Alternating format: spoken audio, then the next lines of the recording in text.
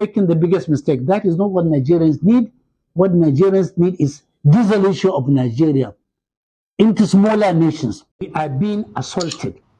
We are being pauperized. We are being reduced into pitiable combustible materials. We are being reduced into beggars, into slaves. By the Bola TINUBU regime is emboldening many of us who were formerly against breaking of Nigeria into smaller nations. We are now reversing ourselves. Majority of us, including myself, who was formerly against smaller nations out of Nigeria, is now fully committed to having Nigeria broken into different countries out of choice or out of compulsion, so that we can go and manage ourselves in our own way, in our own speed, in our own style. Àwọn Fúlàní náà sọ̀rọ̀ yẹn, wọ́n ní nǹkan tí Nàìjíríà nídìí lọ́wọ́ yìí. Wọ́n ní nǹkan tí Nàìjíríà fẹ́ lọ́wọ́ yìí. Wọ́n ní kì í ṣe regional government. Wọ́n ní nǹkan tí ilẹ̀ Nàìjíríà ń fẹ́ lọ́wọ́lọ́wọ́ lásìkò tá a wà yìí. Wọ́n ní kì í ṣe wípé a fẹ́ ṣe tax reform bill. Wọ́n ní ẹ mú àdá UTC tí àwọn ẹlẹ́ja máa ń lò. Wọ́n ní ká gbé Nàìjíríà lórúkọ jẹ́. Ó ti lẹ́tì kẹ́ báyìí. Ó ti lágbára. Àwọn Fúlàní náà sọ̀rọ̀ yìí. Wọ́n ní ẹ bẹ́ Nàìjíríà sí wẹ́wẹ́. Wọ́n ní kó ní kálukú lọ́nú ẹ̀. He said he was among those people that are against us. Abi were against us because he's now joining the agitation now. Only everybody lọ nílùú ẹ̀ ká lè sọ̀rọ̀ nípa culture wa, ká lè sọ̀rọ̀ nípa heritage wa, ìmúra wa ò dọ́gba, ìṣe wa ò dọ́gba, oúnjẹ jíjẹ wa ò dọ́gba, ìwà wíwù wa ò dọ́gba. Kì í ṣe kankan náà. Abẹ́ kan gímẹ́tì ni. Àwọn àgbà ti wá, àwọn Afẹ́nifẹ́re, wọ́n ní pariwo regional government. Fúlàní láwọn ò ṣe mọ́. Ẹ máa gbà mí lọ́wọ́ àwọn àgbààgbà. Àbó ní nǹkan mi inú fún yín ni. Ṣé kìí ṣe pé ó ní nǹkan mi tí ẹ̀yin àgbààgbà ilẹ̀ Yorùbá tẹ́ ẹ̀ háìdì? Àwa ọmọ yín pariwo pé Yorùbá nation la fẹ́, ẹ jẹ́ adádúró ni, ẹ jẹ́ adádúró ni. Ẹni ká ní sùúrù, regional government ni, kìíní kan government ni, kìíní àwọn Fúlàní láwọn ò fẹ́. Àbó ní nǹkan mi inú fún yín ni. Is there anything behind this? Bí ó sì tèmi, ọ̀rẹ́ ò ní lè jẹ. Bí ó sì tèmi, ọ̀rẹ́ ò ní lè mu. Ẹ jọ̀wọ́ ká má sọ bẹ́ẹ̀ mọ́ o. Àwọn nọ́tànà sọ pé àwọn lálẹ́ wí lè ṣe. Ẹ jọ̀wọ́ ká má sọ bẹ́ẹ̀ mọ́ o. Àwọn Fúlàní sọ pé àwọn lálẹ́ wí. Wọ́n ní bí máa fọ́ ojú anybody. Wọ́n ní tí ò bá sí àwọn kò sí tó ń jẹ́ Nàìjíríà. Ṣé ti gbọ́ pé àwọn Fúlàní kan ti sọ ń sìn another one. Ó ní kí Nàìjíríà pín. Ó ní òun wà lára àwọn professor wọn ní o. Ó lóun wà lára àwọn tó sọ pé kí Nàìjíríà má pín. Tóun bínú sórí Sunday Igboho, tóun pariwo pé Yorùbáwùyí kí ló ń ṣọ́ọ̀pù pẹ̀lú ẹ. Ó ní lọ́wọ́ yìí. Ó ní kó mú àdá UTC. Ó ní kí wọ́n bẹ́ Nàìjíríà. Ẹ̀yin ìyá yẹ jẹ́wọ́. Mo ní ta nínú yín ló lọ rúbọ. Ẹ ṣàlàyé fún mi. Okay. Ta nínú yín ló lọ ṣàdúrà? Ẹ sọ fún mi àbí. Ta ló lọ gbàwẹ̀ ṣàṣàlátù? Ẹ jẹ́wọ́ fún mi ní sọ fún anybody. Wọ́n ní kí wọ́n mú àáké. Kí wọ́n fọ́ Nàìjíríà sí wẹ́wẹ́. Wọ́n ní kí Nàìjíríà lọ different countries. Ẹgbẹ́ kan ni tí ẹ dúró sí. Mo wá kọ́kọ́ fẹ́ play kan fún yín tó ń sọ wípé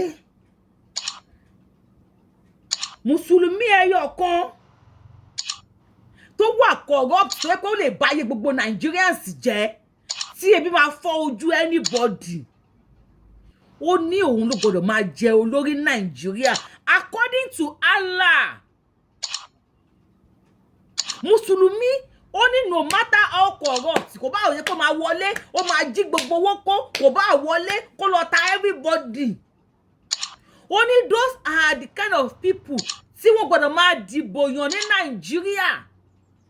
Ó ní tẹ́ bá rí ẹni tí ò kì í ṣe mùsùlùmí, ó ní kò bá wà capable láti túlù yẹn ṣe. Ó ní ẹ ò gbọ́dọ̀ gbà. Fídíò mẹ́ta ni mo mú wá fún yín, mẹ́tẹ̀ẹ̀ta. Ó máa ṣọ́ọ̀kì yín o. Tẹ́ bá ti wá ń wo fídíò yìí, ẹ kọ́ kó ká mi tẹ thumb up lórí ẹ̀ náà. Lẹ́yìn thumb up, ẹ bá mi share fídíò yìí. Gbogbo bí wọ́n ṣe pọ̀ tó, tí wọ́n ṣe pọ̀ mọ́, gbogbo báyìí ni mo mú wá fún yín. Ká tó wá wọnú àgbámi ètò. Ẹ dákun náà kí n tó polówó tap send fún yín. Báwo la ṣe rìn? Báwo ni àwọn bàbá wa ṣe rìn? Irú ìrìn wo ni wọ́n rìn? Tá fi bára wa níbi tá bára wa yìí. Ẹ jọ̀ọ́ bá mi pè bàbá Ọọ̀ni of Ifẹ̀.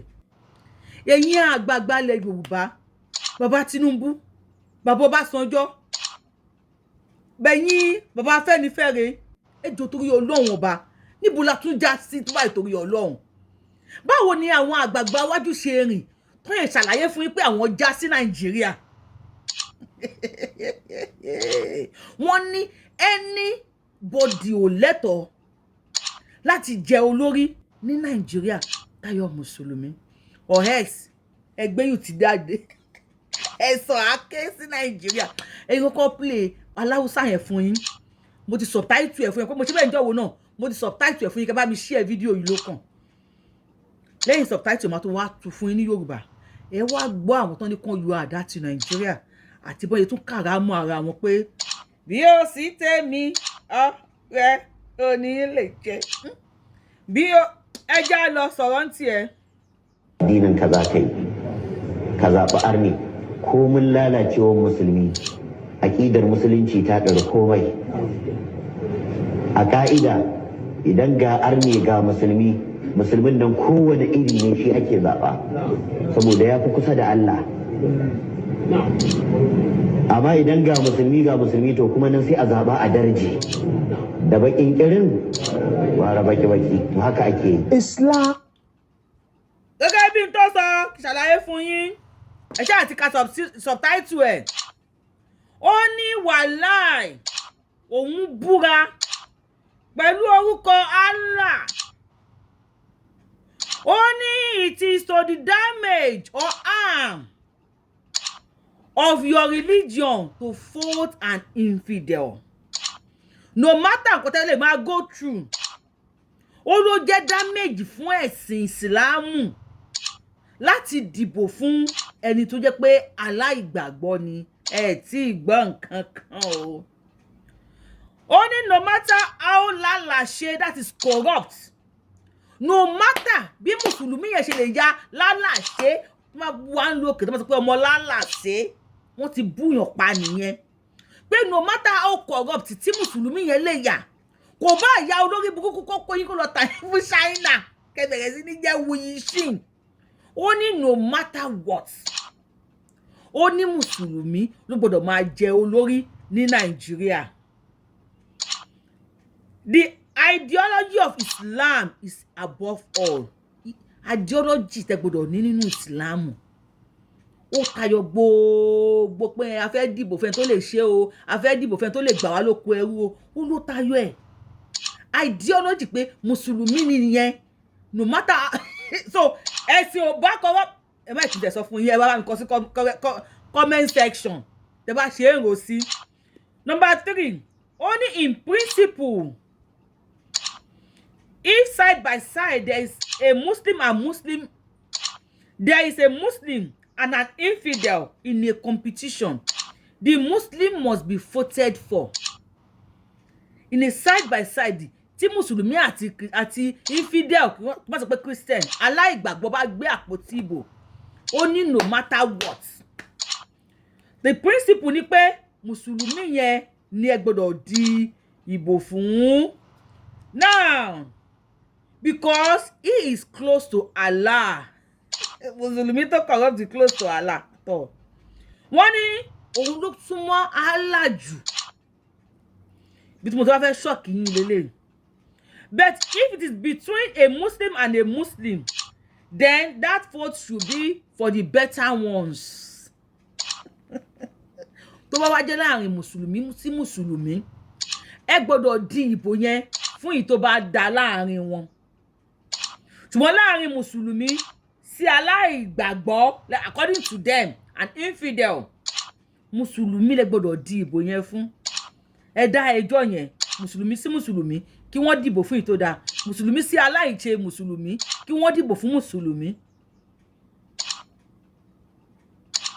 because ó close mahala but if it is between Muslim and Muslim you should vote for the better ones rather than what the bad is preferable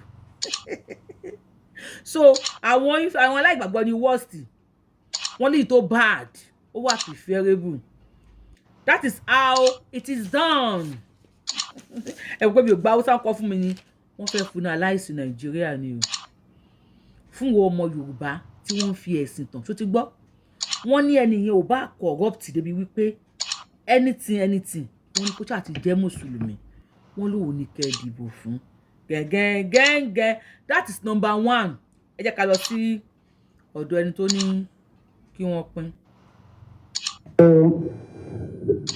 Good morning. Good morning, sir. Good afternoon. Good afternoon, sir. Good evening. According to the time. Ẹ bá mi down now. This book is titled Alleged Regional Government Bill in Circulation.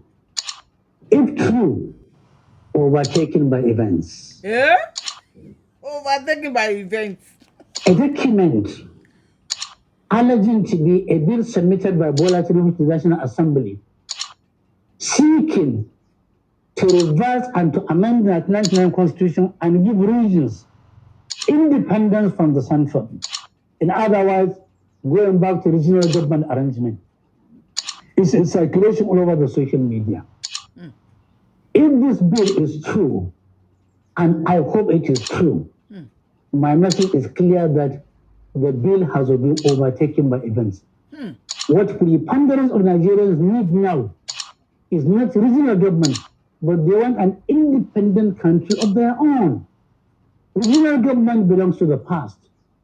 Currently, the agitation is for self-determination. Thank you, sir. For all regions, ethnic sir. nationalities wishing to have their own country. Thank you, sir. Anything short of that is chasing the wild goose, and will not pass the passage of time. I will not see the daylight. Indeed, what Nigerians are going through now, the way and manner we are being collectively mismanaged, we are being assaulted, we are being pauperized, we are being reduced into pitiable combustible materials, we are being reduced into beggars, into slaves by the Bola Tinubu regime. It's emboldening many of us who were formerly against breaking of Nigeria into smaller nations. We are now reversing ourselves. Majority of us, including myself, who was formerly against smaller nations out of Nigeria, is now fully committed to having Nigeria broken into different countries out of choice or out of compulsion, so that we can go and manage ourselves in our own way, in our own speed, in our own style, cognizance of regional integration, our culture, our beliefs, our socialization, our meaning, if you like. We are tired of a central government where everybody has been made to become a slave. Everybody has been used, except the few who are milking the country high, empty, and dry, who are stealing our collective patrimony, collective resources, who are sending us fear and terror, who are deceiving us every day, every night, every hour, every week, every month, all year through. And therefore, those who are thinking that a deal to take Nigeria back to the are doing any favor, they are making the biggest mistake. That is not what Nigerians need.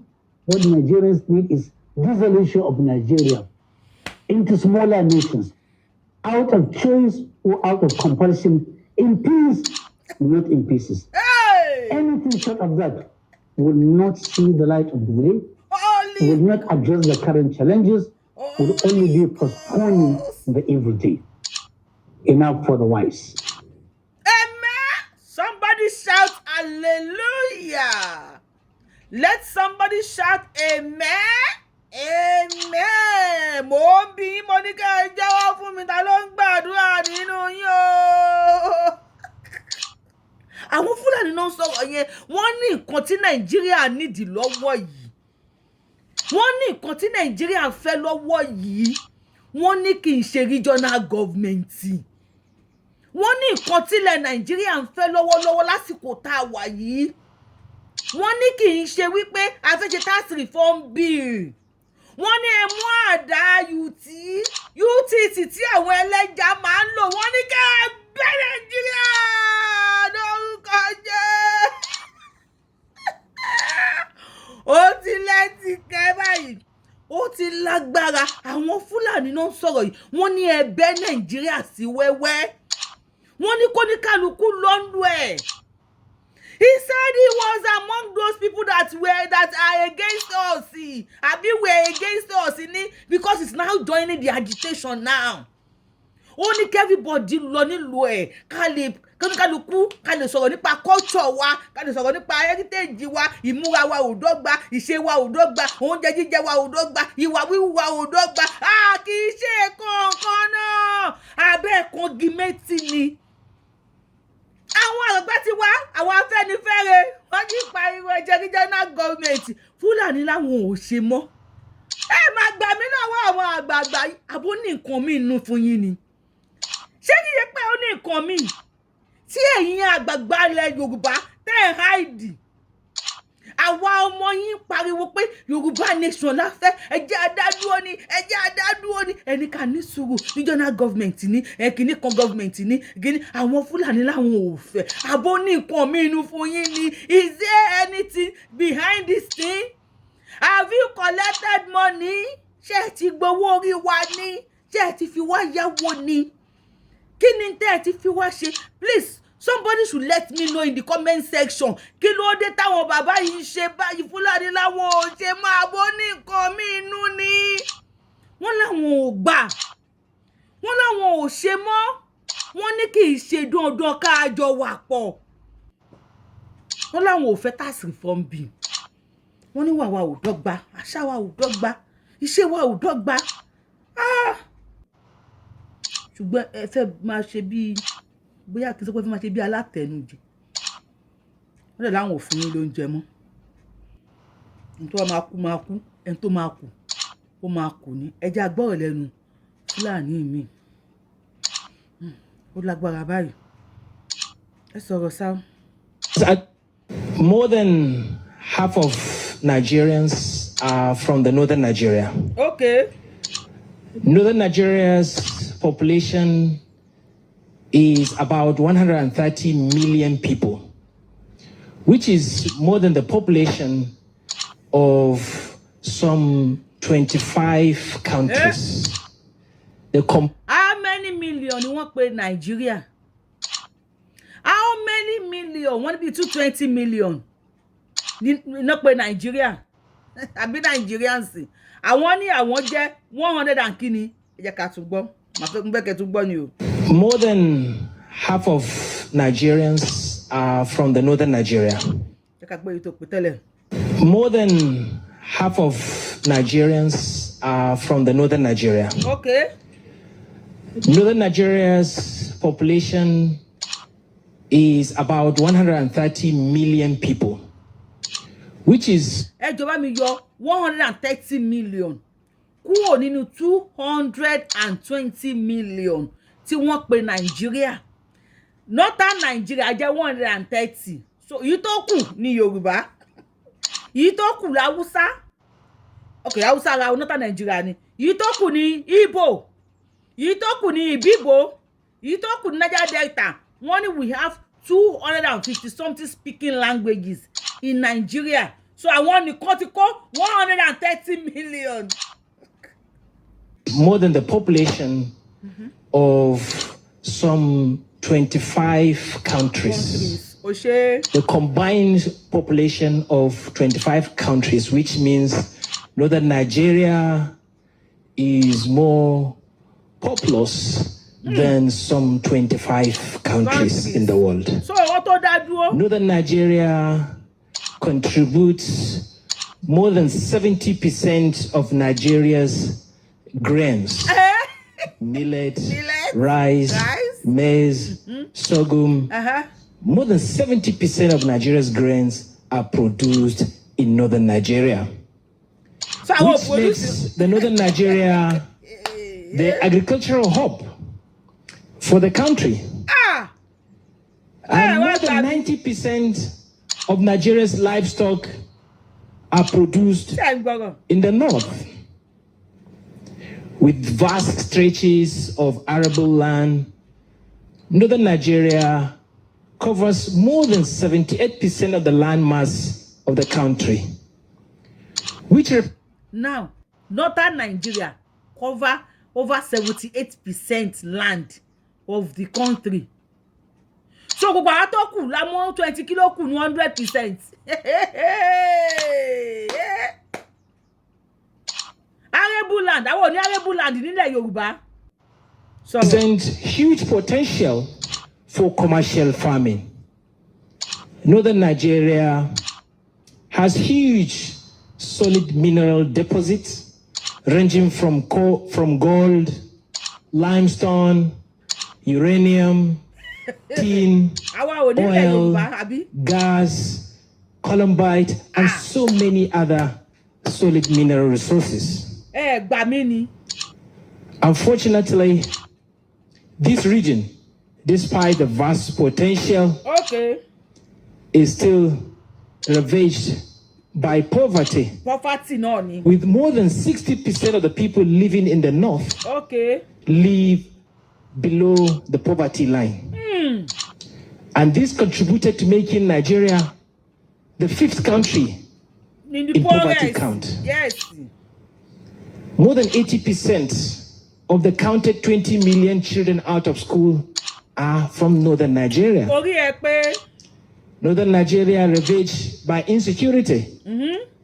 In just 1 year, from 2023 to 2024, more than 600 people were killed. If you remember the massacre, the killings in Rwanda, there were just 800,000 people.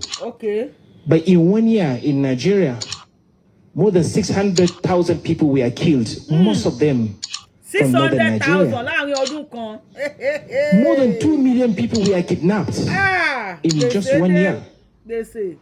Most of this happened in northern Nigeria.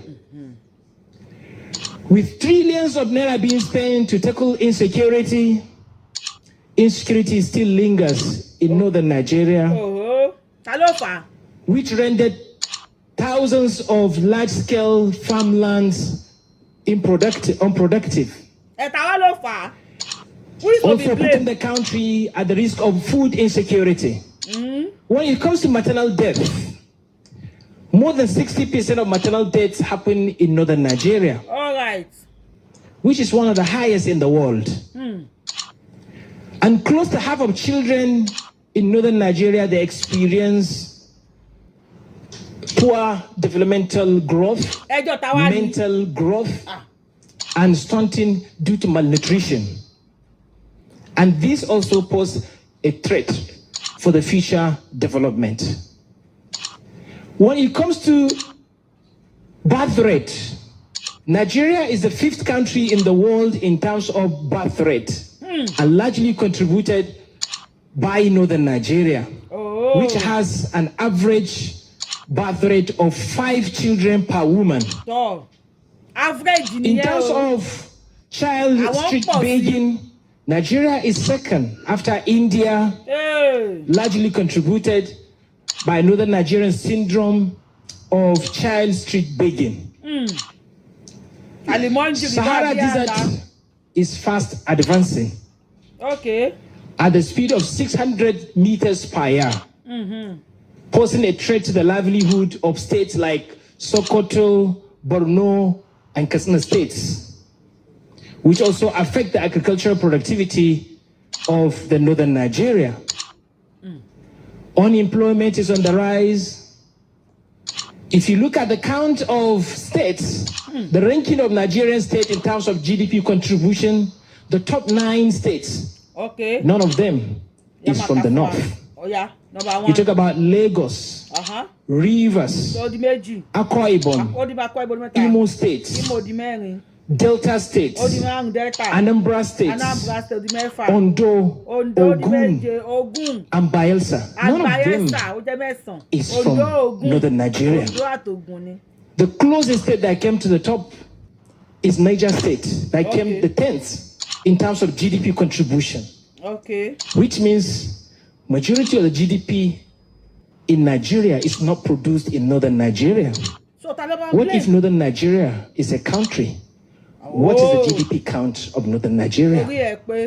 Most of the state governments heavily rely on the Federation Account Allocation Committee funds, which become their single lifeline. Reduce that, it affects their productivity and their development. And this represents a huge challenge and risk to the development of the region. And because of the growing population, these little resources is overstretched and is becoming inadequate. With each set of generation, they are 1.5 times more than their preceding generation.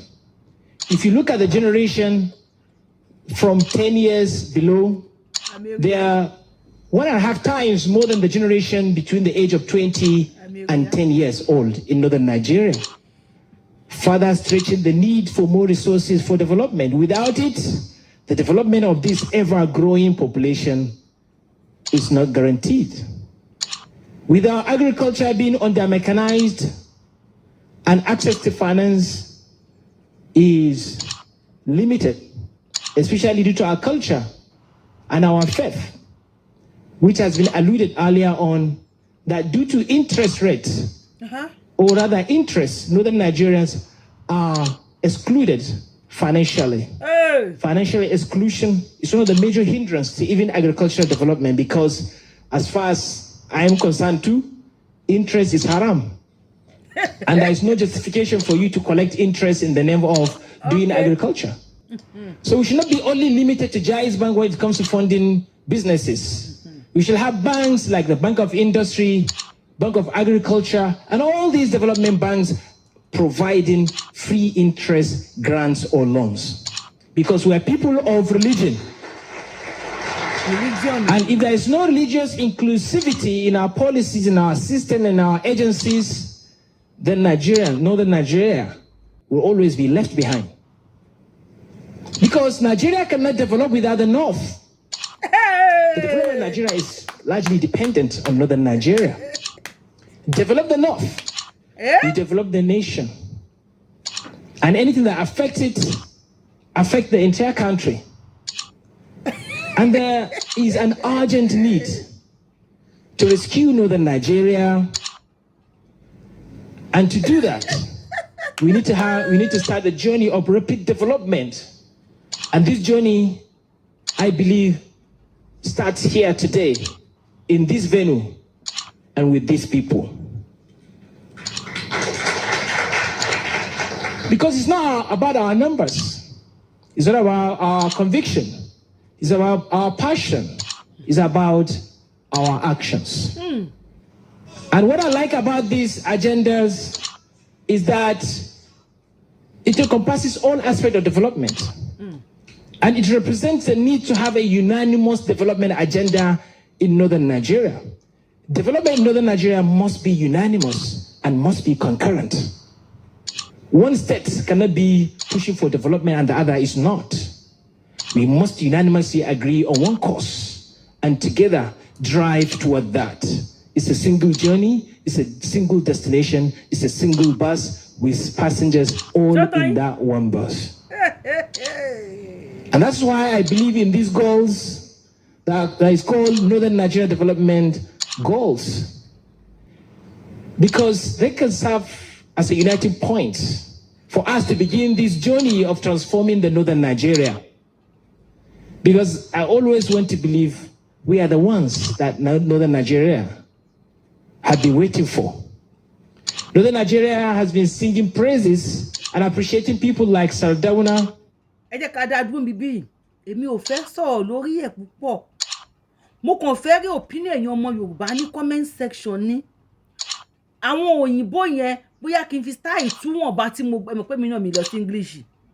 Mi lọ sí English, mi gbọ́ English. Bá English, mi gbọ́ English. But the little one tí mo lè sọ díẹ̀díẹ̀ kájọ fọ̀rọ̀ jómi tó rọrọ̀. Tèmi bá ti sọ ẹ má wẹnu mi, ẹ̀yin náà bá mi kọ sí comment section. Wọ́n ní the northern Nigeria must be unanimous. That is, they must be united. Wọ́n gbọ́dọ̀ dúró ní ìṣọ̀kan. Same way, same boss, same driver, same conductor, same destination. Wípé inú ọkọ̀ kan ní gbogbo àwọn gbọ́dọ̀ wà. Ohun kan tá gbé wọn ké, ohun ni kálukú máa fọhùn. Kò kàn wọ́n o, wọn ò gbọ́ anything. Onídẹrẹ́ ò bá máa ké tiẹ̀ ní mẹ̀yà. Wọ́n láwọn ò anybody iṣẹ́. Wọ́n ní Nàìjíríà ẹyọ kan tẹ́ wà yẹn. Tí wọ́n pe gbogbo èèyàn tó wà bẹ́ẹ̀ ní 220 million. Wọ́n ní àwọn ní 130 million níbẹ̀. Èyí tó kù ní gbogbo states, gbogbo region, gbogbo tribes tó kù ni wọ́n pín mọ́wọ́. Definitely tí wọ́n bá kó gbogbo Nigerians papọ̀, not just the Yoruba or the Igbo, even including the Ibibo, the Niger Delta, the every ethnic, the àwọn tó ní Abuja yìí, every one of us tó bá kó gbogbo wa papọ̀, tó northern Nigeria. Ó ti lẹ́tí kẹ́ báyìí. Wọ́n làwọn ń gbé 78% oúnjẹ tí Nigerians ń jẹ. Àwọn ní millet, àwọn ní kí náà sọ pé àwọn oúnjẹ oríṣiríṣi àwọn làwọn ní lọ́dọ̀ àwọn. Ilẹ̀ àwọn wà arébù láti ṣe nǹkan ọ̀gbìn. Mo kàn ní kí n tún fún yín ní Yorùbá ní o. Bó tiẹ̀ jẹ́ wípé gbogbo bí wọ́n ṣe ń ṣe tó, wọ́n ní ọ̀dọ̀ àwọn náà ní ìṣẹ́, òṣì àti ìyà pín sí. Kọ́lọ̀ má fi ṣẹ̀ṣẹ̀ wá Nàìjíríà nílẹ̀ Yorùbá. Wọ́n ní bá bí àlà àṣírí ààbò alábí àbùkátà. Wọ́n ní ọ̀dọ̀ àwọn náà ló wèrè yẹn pín sí ní northern Nigeria. Wọ́n ní sọ àwọn gbọ́dọ̀ pawọ́pọ̀. Káwọn ọ̀dọ́ lẹ́yọ̀ kan. Gbogbo tí wọ́n ní, gbogbo ilẹ̀ wọn tó lè gbìn nǹkan. Ẹ jọ̀ọ́ kí ni ìtumọ̀ yẹn ń sọ fún yín? Eléyìí máa bọ́ta, àwa là ń fìdí yín. Tòun máa bọ́ta, àwa là ń fìdí yín. Now, wọ́n tún wá sọ categorically pé tí ò bá sí tàwọn. Nigeria depend lórí àwọn ni. Torí àtijẹ àti mu. But why tí wọ́n sọ Benue ní the food basket of Nigeria? No, èmi ò mọ̀ o. Mo kàn ń béèrè ni why tí wọ́n pe àwọn náà ní food basket? Why tí wọ́n pe Benue ní food basket of Nigeria? Yet ojoojúmọ́ wọ́n láwọn kìíní kan ló wá ń pa wọ́n ní Benue. Ojoojúmọ́ ni wọ́n sìnkú ní Benue. Benue State. Oh now, ẹ̀yin ní food basket. Ẹ̀yin ní ẹ lóúnjẹ jù. Ẹ̀yin lẹ ń fún wa lóúnjẹ jù. Ọmọ Yorùbá tó ti ń kílẹ̀ létí everybody nísìn. Wípé tó bá kọ́kọ́ máa bẹ̀rẹ̀. Tí wọ́n tó bá kọ́kọ́ máa bẹ̀rẹ̀. Ẹ rí pé bí oúnjẹ náà ti kọ́kọ́ máa bẹ̀rẹ̀. Niger State Governor, mo máa ń commend ẹ ni. Wípé ó try fáwọn àwọn ìlú ẹ̀. Ó ní gbogbo oúnjẹ lùhùn. Ó ní lùhùn nìkan ti máa jẹ. That's evidence fún yín pé kí ló fẹ́ ṣẹlẹ̀ yẹn. No, ó ń ṣàlàyé fún yín pé kí ló fẹ́ ṣẹlẹ̀. Adẹ̀ní ká dá dúró. Àwọn bàbá tiwa ò tí ì ráyè. Wọn ò gbọ́n pa. Because they believe they can import food from anywhere in the world. Èló náà fẹ́ ta oúnjẹ táwọn ò ní owó fi rà. Àwọn ilé náà claim àwọn ní gold, àwọn ní diamond, àwọn ní kinní kan. Ṣé ilé aṣálẹ̀ nílẹ̀ tiwa ni àbí ilé aṣáko? Kí ló mú wa tá lè dá? Kí ló ń ba ẹ̀yin bàbá yìí lẹ́rù? Kí ló mú wa táwa ò lè dá dúró? Kí ló mú wa tá lè fẹsẹ̀ sílẹ̀? À ń pariwo no going back pé Yorùbá nation ká dúró lórí ẹ̀ yet ẹ̀ ń sún mẹ́yìn kíní kan there must be something hidden kíní kan wà tó yẹ pé bàbá yìí tí ẹ tọ́jú pamọ́ tí ẹ fẹ́ jẹ́wọ́ something is hidden somewhere tó mú yín tó yẹ pé ọkàn yín ò balẹ̀ ẹ lè sọ̀rọ̀ nípa ẹ̀ nǹkan kan ń ṣe yín lára alágọ̀ ara bóyá ẹ ti fi wá yáwó I don't know but èmi mọ̀ pé nǹkan kan wà láàrin ẹ̀ tẹ́lẹ̀ a ní àwọn Haúsá Fúlàní ò fẹ́ ká pín àwọn nísìn the Fulanis are coming out both the Kpogumtu both the professors both the kinikan all their leaders their elders their politicians they are coming out pé ká pín this man is even begging pé let us split in peace and not in pieces ọmọ yín òṣèlú bẹ̀bẹ̀rẹ̀ ló wà ń bẹ̀ they are united in ilẹ̀ Haúsá before even though kò síbi tí ìrẹsì wọn àti òní sí kàńdá àyè tí ò gbà mí I have a video where somebody said any governor tó bá ń sọ fún Tinubu pé òun support tax reform bill ó ní wọ́n ń tan Tinubu ni ó ní they do come to them wọ́n wá ń bá wọn ní kọ́nà gẹ́gẹ́ bí a ṣe ń rí àwọn àgbàgbà ilẹ̀ Yorùbá tí wọ́n lọ ń bá wọn Fúlàní ní kọ́nà táṣìírí wọ́n dẹ̀ ń tú síta ó ní wọ́n á bá wọn ní kọ́nà wọ́n wá ń ṣàlàyé fáwọn pé àwọn ò fara mọ́ o àwọn ń tan Tinubu ni o lójú ayé àwọn kan sàkà máa jí ẹ̀ ní o bí a mo lè mú yẹn wá fún yín lọ́la now kí wá ló ṣe ẹ̀yin bàbá yìí question mi nìyẹn o kí ni problem tẹ́ ẹ ní nínú ara lẹ ti ní o I don't know kí ni problem tẹ́ ẹ ní gangan n tó ṣe yín gangan èmi ò mọ̀ Ọlọ́run ẹlẹ́dàá mọ̀ pé mi ò mọ̀ tó ṣe yín tí a fi lè dúró lórí ẹsẹ̀ wa pé a ṣe mọ́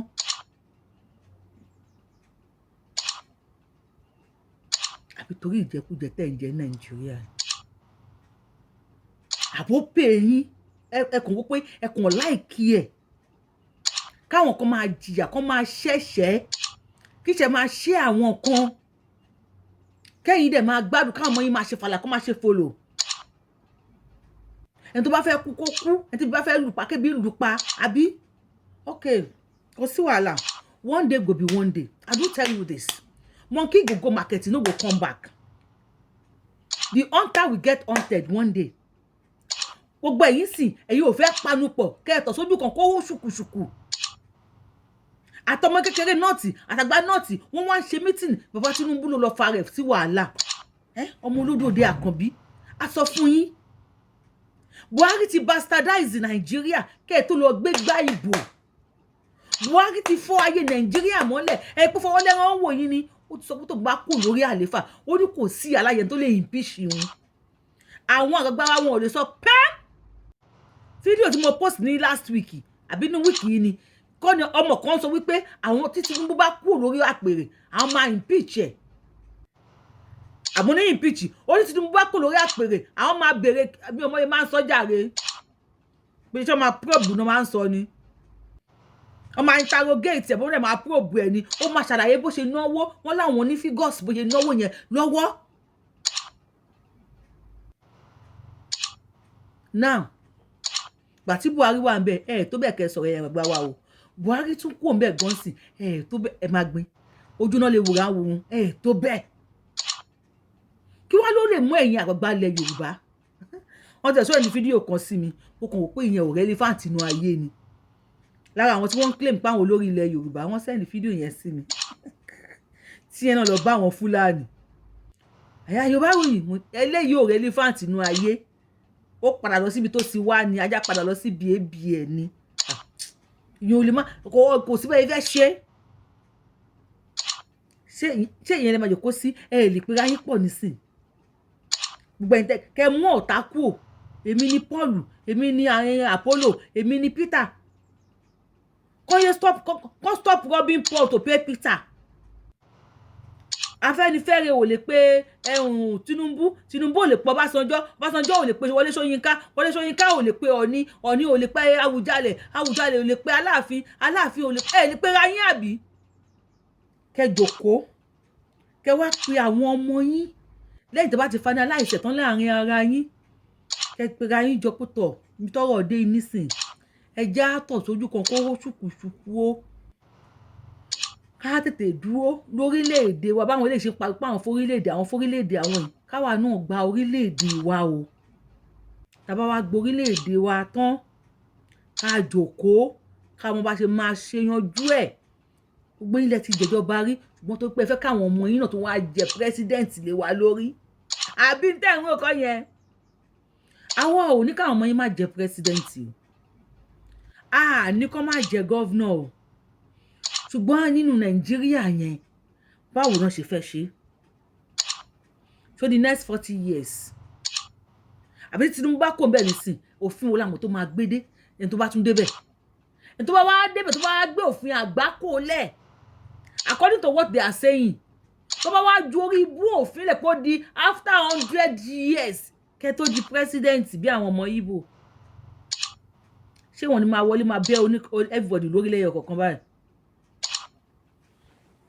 kí ni déètì ni January 5th 2024 ọjọ́ karùn-ún oṣù kínní ọdún 2025 ẹ lè jẹ́ kí n ṣe sọ alágbàkò ní yín mo mọ̀ yín January 5 ọdún 2025 la wà yìí Yorùbáwùyí ọjọ́ yẹn tún díjọ́ kan náà ẹni mo wí tèmi mi ò ní kú o máa wà láàyè tí mo máa sọ pé mo dẹ̀ sọ fún yín o àbí mi ò sọ fún yín wọ́n ní ẹjẹ́ apín in peace definitely ẹjọ́ òkè ṣẹjọ́ àwọn Fúlàní mo báyìí nísìn ó ti dẹjọ́ ẹ̀yìn bàbá ẹ̀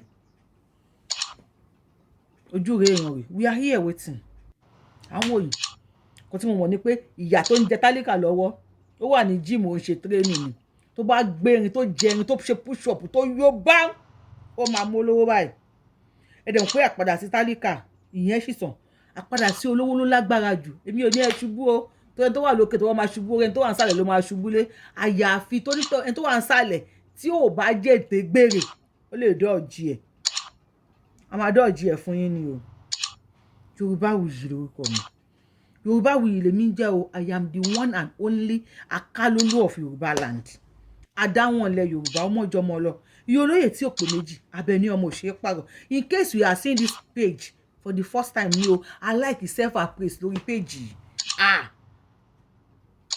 ẹni tó máa pààrọ̀ Abẹ́ní adéwájú federal government tó máa sign ẹ̀ ó máa déwájú Elédùmarè ó máa kú 99 times yes àwa padà wá sáyé àwa di Mẹ̀túsẹ́là ẹ̀yin àgbàyà yìí ojú rẹ̀ ràn rẹ̀ we are here watching oúnjẹ báyìí ìran báyìí ní oúnjẹ ojú ìran ò kí ń sú ojú torí oúnjẹ ẹ̀ ni àwa ń bí à ń wò yìí ṣùgbọ́n nígbà kẹwàá wá sóko parun ọkọ̀ parun ọkọ̀ wàhálà ọkọ̀ fìtínà ọkọ̀ bìlísì tẹ́ ń wà lọ Nàìjíríà yìí àwa ti bọ́lẹ̀ ọkọ̀ Yorùbá nation láwọ̀ bá mi download tap send kẹ́ ló promo code mi Abiola TTS lè bá gba bonus ní first transaction èmi yín rí yín náà o mo tún padà bá tí mo máa ríra wa if you have not subscribed to this YouTube channel what are you waiting for ẹ tẹ subscribe button ìwọ tó o tí ì turn pop lórí show yìí kí ló dé máa ń ṣàwọn turn pop náà kí ló dé máa ń ṣàwọn pé ṣọ́mà charge yín lówó mi comment gan kí ló tẹ̀ ń ṣàwọn aṣọ fún yín pé you are not limited to any comment ẹ kọ comment kó pọ̀ irọ́ ni ẹnu ẹlẹ́mi àti ìjọ wà yẹn tí ìbolówó nu see you on my next show àbí kí ló dé mo nífẹ̀ẹ́ yín ó dàbọ̀ I love you mo jẹ́ amẹ́ríyá àbí amẹ́ríyá